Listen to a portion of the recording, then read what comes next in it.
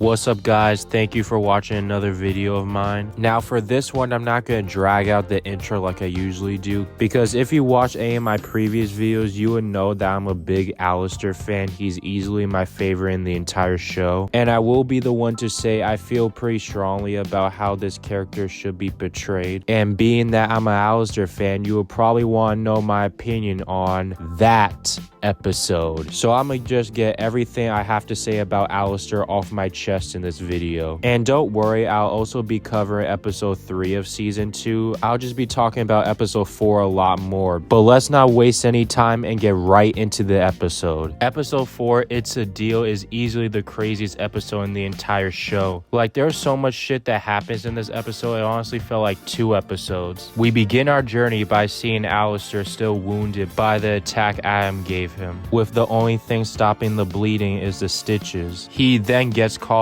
and sits across from Lucifer, where Lucifer talks shit about Alastor not doing anything at the hotel, and also brings up the fact that he got his ass kicked by Adam, which leads to the first problem I have with this episode. Alastor, out of frustration of being called out by Lucifer, says, "That's it. Fuck this. I quit."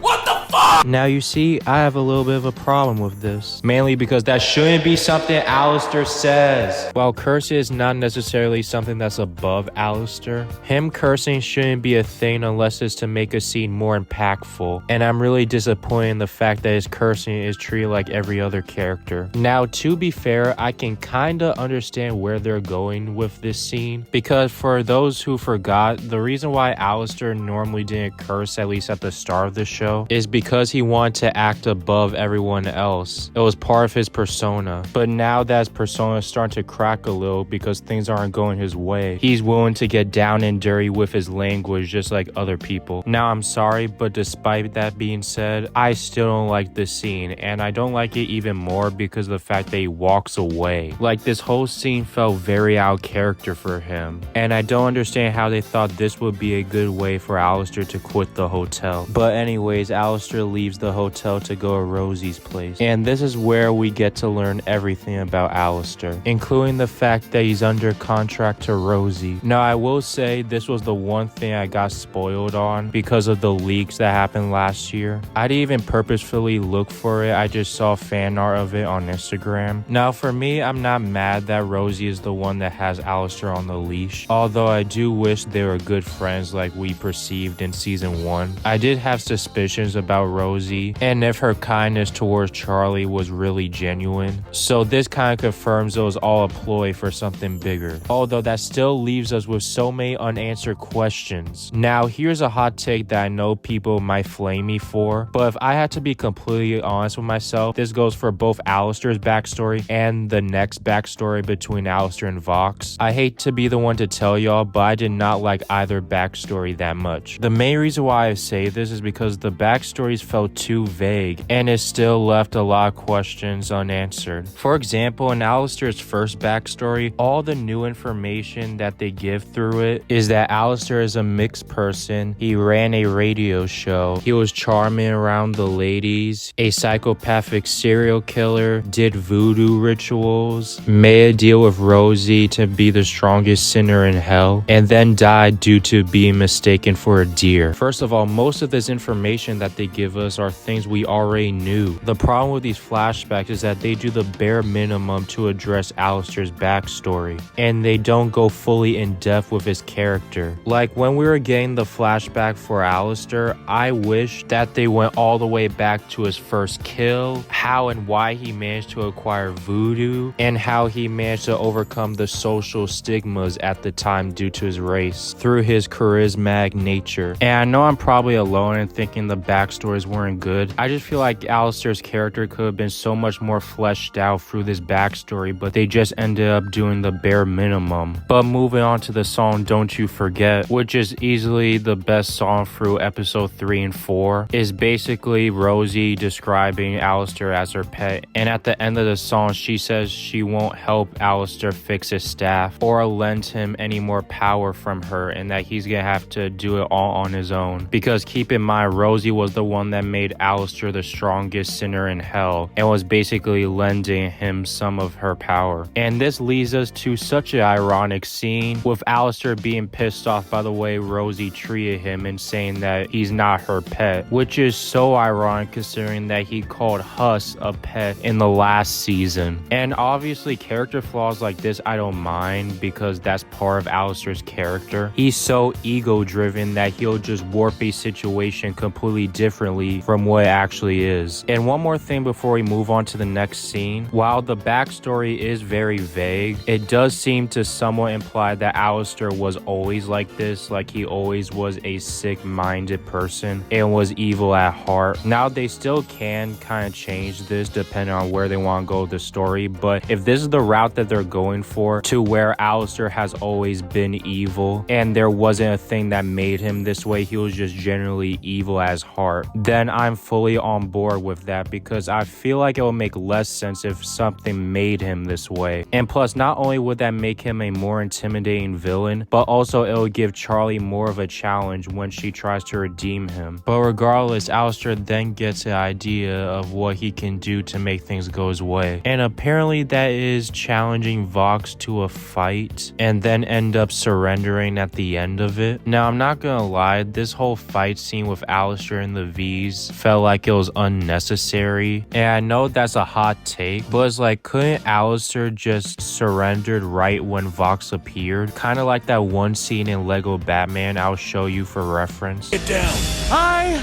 Joker, no! Surrender. What? What did you just say? Alastor could have just easily done that, but I guess we have to have a fight scene. And the fight scene, at least to me, was average. Like, it was okay. Alastor got in a few hits, but that was about it. Like, he did barely anything in this fight, but somehow the V still managed to not do that much to him. But pretty much by the end of it, Alastor makes a deal with Vox to be his prisoner, with the only restrictions being he can't harm Charlie Morningstar. I'll explain later what Alastor might be getting at with this deal, but initially Vox accepted with no hesitation, which leads to Vox taking Alastor on a humiliation tour, which can I say is so deserved for Alastor. Like, don't get me wrong, I still love the character, but I'm not gonna feel bad when he gets what he deserves. Cause let's be honest, with all the shit he's done up until this point, he deserves something like this. But regardless, after Vox humiliates him, he then tries to talk to him to understand how he got so powerful. As someone who is both an Alastor and Vox fan, this scene was easily my favorite in the entire episode. I just love seeing the dynamic of two egotistical narcissists trying to one-up each other. It's so entertaining for me. The conversation eventually leads into Alastor revealing that Vox was a former fan of his. And this leads us into our second backstory where we see how Alastor and Vox fell out. Also where we can clearly see that Vox definitely had feelings for Alastor, let's be for real. This nigga's a homosexual.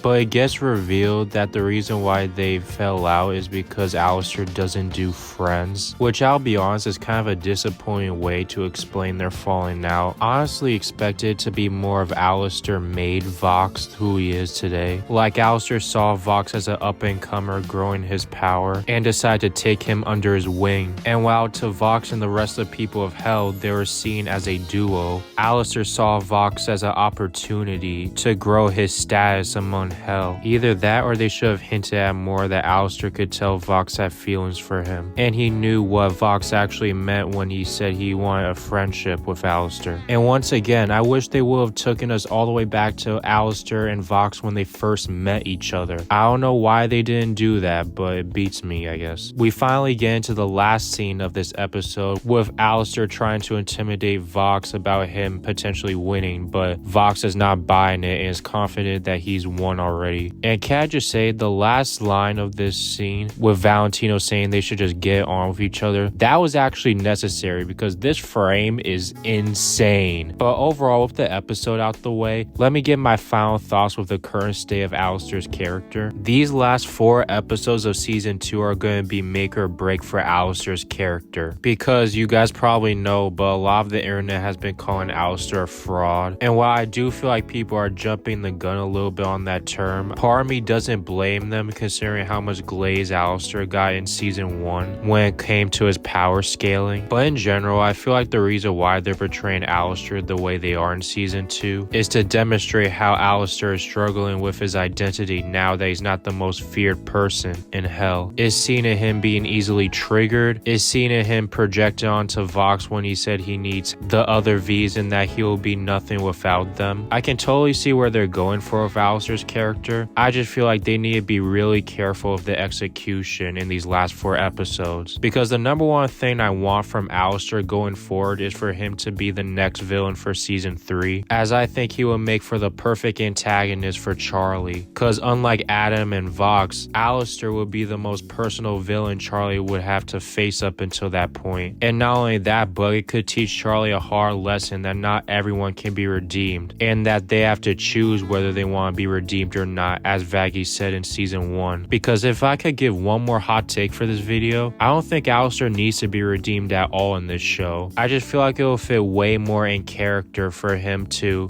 be stuck in his egotistical ways until he realized by the end of the show that he could have generally been redeemed, but now it's too late. I said this in my season 1 video, but Alastor reminds me a lot of Light Yagami, and we all know how it ended for Light at the end of Death Note. So I feel like Alastor suffering a similar fate to how Light died at the end of Death Note would be very fitting for his character. But that's all I got for today. Make sure you like, comment, subscribe, and I hope you have a great day. Goodbye.